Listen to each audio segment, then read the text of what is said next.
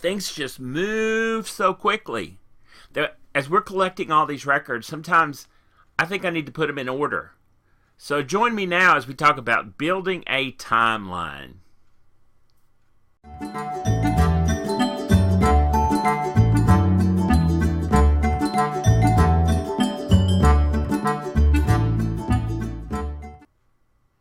Well, thanks for joining me. It's Mark Lowe with Kentucky Tennessee Research here with some ideas that I think help me a lot. So I'm glad that you can join us. I know it's a busy time of year, lots going on, cards, presents, wrapping, parties, food, exercise, all the things we need to do and be with our family. But as genealogists, we know we have to keep collecting information. This time of year, there's a lot going on and people will share information. And it's a good time for us to look at this concept of maybe sharing some of this information, but more importantly, documenting it. So I want us to work on a timeline. I do this a lot. It doesn't have to be this formal, but I'm going to add facts and information to an individual that I'm researching, just kind of quick. And by the way, I chose somebody today that is not a family member, and I'll show you an example of what I'm talking about briefly, okay? This is the timeline on the left for Valinda Vertosen. That is Lionel Richie's great-great-grandmother that we covered in Who Do You Think You Are years ago. And so it's well documented out there with information. But basically, you're going to see some points highlighted, like when she was born, married, and certain other points in her life that are important. So we build a timeline by adding facts. For example, 1870, where the family is on a particular census record. In 1880, her marriage to John Lewis Brown, whose picture is at the upper right of that center. It could be things that aren't not about the family, but siblings, parents, grandparents, lots of other folks, anybody in the family that we want to include, something may have happened specifically to them. And then, for example, in the same neighborhood in 1868, the 20th of March, Jesse James and his gang robbed the Nimrod Long Banking Company in Roseville, Kentucky. Well, as a sideline, somebody that I'm focusing on in my research, Jeannie Pruitt, age 9, was standing near the bank when 8 men on horseback began shooting. Okay? Now, obviously, there would be more to all of these stories, but to kind of put them together if I'm writing, or if I'm understanding, or if I'm just looking, where do I get more information? Putting these things together in this format help me in the timeline to identify them. Well, one of my good friends that I've known always, and a shout out to my buddy Nancy, who's done a lot of research on the Holman family, but this is a photograph that was taken of the Cedar Hill School. And the gentleman here is James Oliver Holman, and that's Nancy's Nancy's mom's great uncle, okay?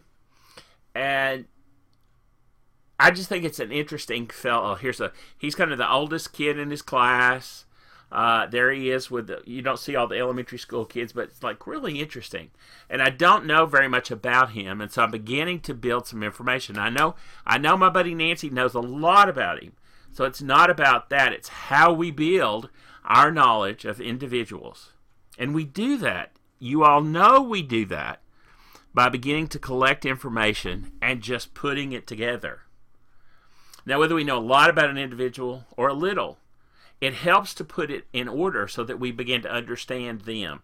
Also begin to figure out what we don't know, the things that are missing. So it's always good to start with a basic timeline or a basic overview.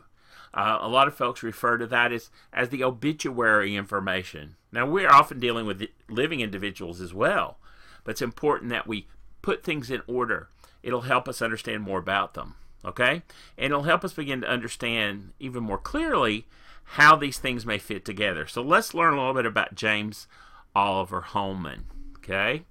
Now, in just general records, one of the first things I encountered with him, estimating his birth date, was his World War I draft registration card. Now, that had lots of information on it. It had a date of birth. It actually, what's interesting about that is that it shows that he was employed at the time that he was employed with the Goodyear Tire Company in Akron, Ohio, which I find extremely interesting and fascinating, and something for which I want to find out more information. Okay? So again, you work with what we have. So I started with a timeline. I've got a lot on here. But basically from that first one, 1889, he was born the 15th of March in probably Robertson County. And we know that he was a press operator in 1917 because that's when the draft registration was. He was at Goodyear Tire Company in Akron, Ohio. Now, the other information I'm going to pull from some other documents I'm going to show you as we go forward. But you see, this is a short time period, but in just a little bit of information, I've gained a lot of information about Mr. Holman. Okay? By the way, his draft registration card had an order number on it. And if you look, that's actually, they're black and white in the film, but the originals are in color. And the cards actually have color markings that mean different things. But this is the reference. 1782 is his induction order number. And on that list of all the other men that were inducted on his date in Robertson County, Tennessee, I've highlighted him in the red circle. Well, and that has that same number. So remember, lots of documents that we collect may relate to one another, and as we build that information, it's important that we try to at least note those collections. I will tell you that I got excited about all that Akron information, and I looked at the Akron, Ohio city directories, at least the ones that I was looking for in that time period. Say this was 1917, 1916, 1915. There are other Holmans there, a couple who are working at Goodyear, but I did not connect James. He's not listed, and I haven't connected that he's living with somebody there, so that maybe he had brothers or uncles who were living there. So that's something else that I can continue to look for as I go forward in this process. Now, he was inducted into World War I, and he served as a corporal in World War I. And this is when he was leaving after induction. He left on the boat Caronia, the 30th of September 1918, from New York.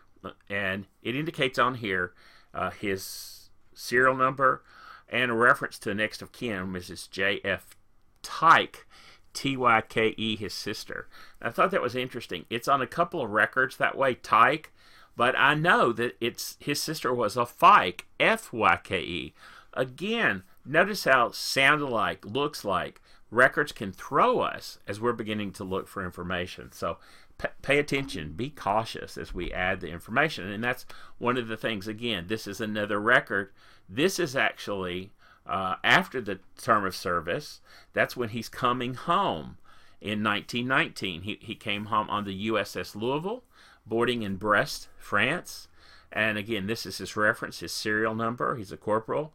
And his next of kin, or the reference to the family, is Jesse P. Tyke, or Ties in this case. And again, that's Fyke, F-Y-K-E. It's his sister who lives in Cedar Hill, Tennessee. And that's the town where I grew up. That's where I was born. And so I know a lot about that. I often will research other folks in that area just because I find it so interesting, kind of fascinating. As I continued to look for him, though, here in Tennessee, we don't often, the vital statistics probably didn't exist in 89 when he was born, and a lot of folks did file what's called a delayed birth record, and there is one for him. James Oliver Holman indicates who his father was and mother, and indicates on this record that he was the 5th child of his mother, Molly Cullum Powell Holman. Okay, so that confirmed the date of birth that I had earlier, and I could add that as a second reference. I don't have to be that. And by the way, I could document all those. You may have noticed I called one document 3. I could actually label these, and I would recommend that you cite the records in a full standard format. At least know where you got the information at the very least, and then mark it accordingly so that you can follow it through the process, okay? As I continue to look and research that Nancy and other folks had done, there was something called a DD-214, which is an honorable discharge. But even after World War I, gentlemen were given a document and they were told to bring it to their local county clerk's office and to record it. And so the family does. There's a picture of Mr. James Oliver Holman in his World War I uniform. And then there's the top half of that showing his discharge from the Army in 1919. And honorable discharge in that reference. That's the top half of this. He actually came into the county court clerk's office in Robertson County, Tennessee. So it's where he came home to. He brought in that paper. In fact, he was the first one. He's on page 1 of that reference. I find that interesting. He's the first one who brought it in and has it recorded locally in our county record. That's the top half of the farm. There's the second half. That's kind of the detail of his enlistment record. And we could pull that from other places if you don't have access to these soldier discharge papers, etc. Many of the states recorded something that's called a statement of service card. And Tennessee does have those, and I know it exists, and so they've been collected, and many of those are available at in the case of Tennessee at the Tennessee State Library and Archives. So again, it's a World War I record called Statement of Service Card.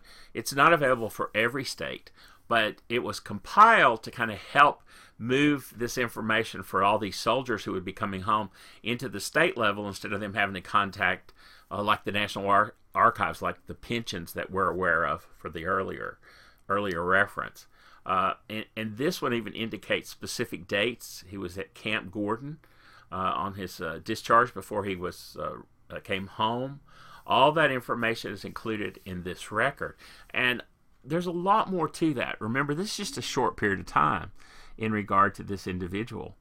So I'm just finding out just a little bit as I look through these documents again, and from each one I'm collecting a little bit of information with the intent of building a date and a little bit more, actually things I can ask about him, things that I could find out more about Mr. Holman that I would find interesting. So that's the intent of kind of putting these things together, of collecting them into a linear chronological listing. And you can make notes. Great thing about this, don't worry about this being real formal.